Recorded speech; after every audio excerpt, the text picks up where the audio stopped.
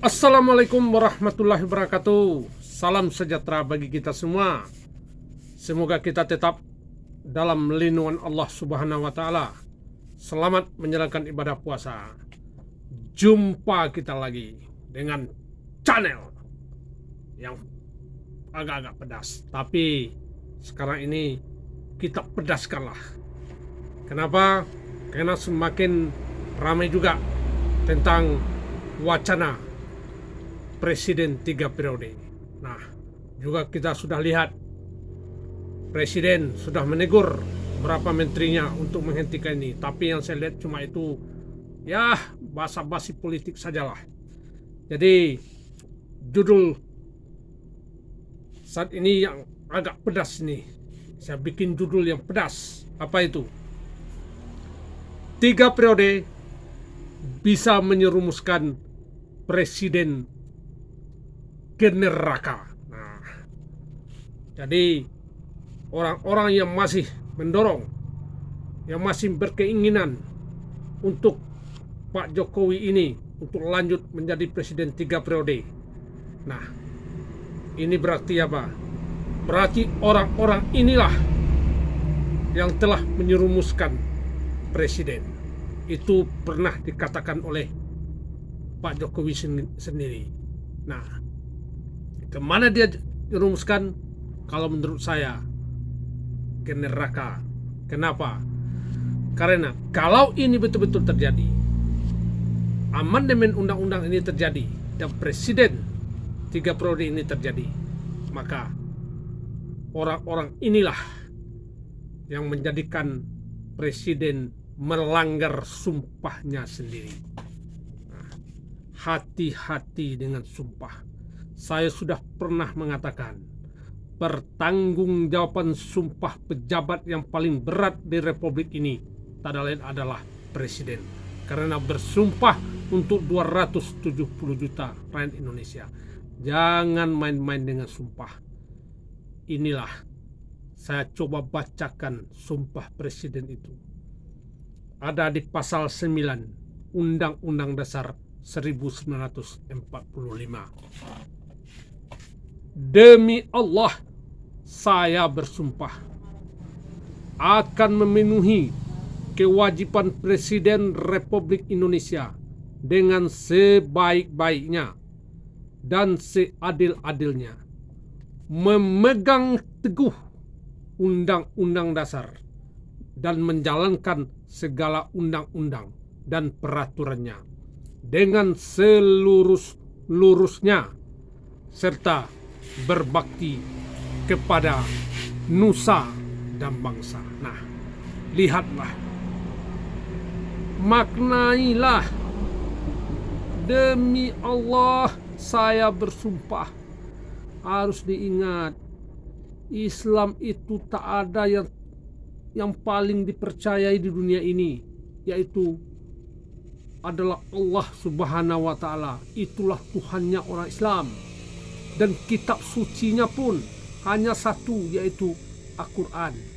Janganlah main-main dengan sumpah itu. Nah, inilah. Jadi orang-orang yang mendorong ini, orang-orang yang terus memacanakan ini adalah orang-orang yang gila kuasa.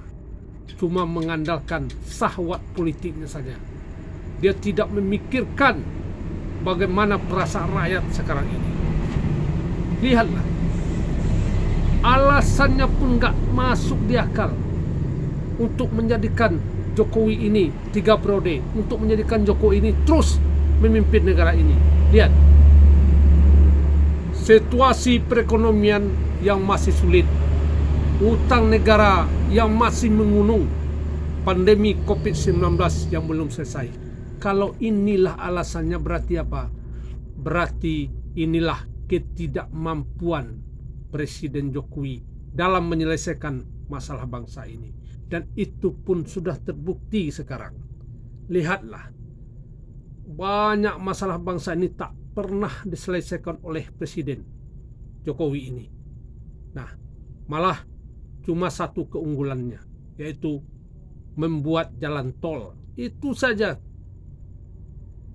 Nah, Sedangkan masalah-masalah yang sangat penting tidak bisa dia selesaikan. Ada satu masalah kecil sebetulnya. Itu masalah minyak goreng saja tidak mampu dia selesaikan sampai sekarang. Bagaimana dia bisa menyelesaikan masalah yang besar seperti masalah di Papua ini? Berarti inilah orang-orang yang mendorong Pak Jokowi ini untuk menjadikan 3 periode adalah, sekali lagi saya katakan, bukan menyerumuskan untuk pemakzulan presiden, tidak. Ini menyerumuskan langsung Jokowi ke dalam neraka. Kenapa saya katakan? Karena kalau ini terjadi, amandemen undang-undang ini terjadi, maka presiden sudah melanggar sumpahnya sendiri. Nah, siapa lagi orang yang bertanggung jawab terhadap hal ini? Itulah anggota MPR, DPR, dan DPD. Inilah orang-orang yang bertanggung jawab. Di mana tanggung jawab mereka? Ingat, di pasal 9 sudah dijelaskan dengan tegas bahwa presiden itu bersumpah di depan anggota MPR, DPR, dan DPD. Nah, ini orang juga harus bertanggung jawab.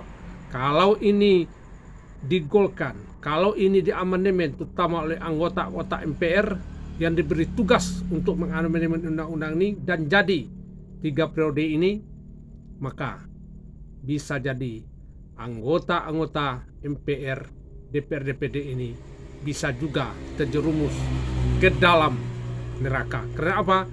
Karena menyuruh presiden melanggar sumpahnya sendiri. Dan kita juga harus ingat, di dalam pasal 7 Undang-Undang Dasar 1945 sudah tegas mengatakan bahwa jabatan presiden itu cuma 2 periode. Nah, ini saya bacakan. Presiden dan wakil presiden memegang jabatan selama 5 tahun. Dan sesudahnya dapat dipilih kembali dalam jabatan yang sama hanya untuk 1 kali masa jabatan. Berarti 2 periode.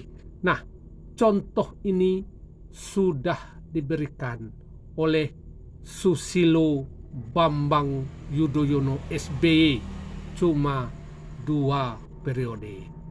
Jadi nggak ada alasan untuk menjadikan ini 3 periode. Cukuplah. Negara ini bukan Jokowi sendiri. Banyak putra-putra terbaik bangsa ini. Berilah mereka kesempatan.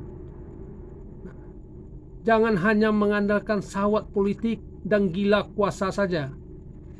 Jokowi ini sudah juga gagal. Banyak kegagalan Jokowi ini. Janji-janjinya pun banyak yang tidak dia penuhi. Dan dia pun salah satu presiden di dunia ini yang sering mengeluh. Inilah dia.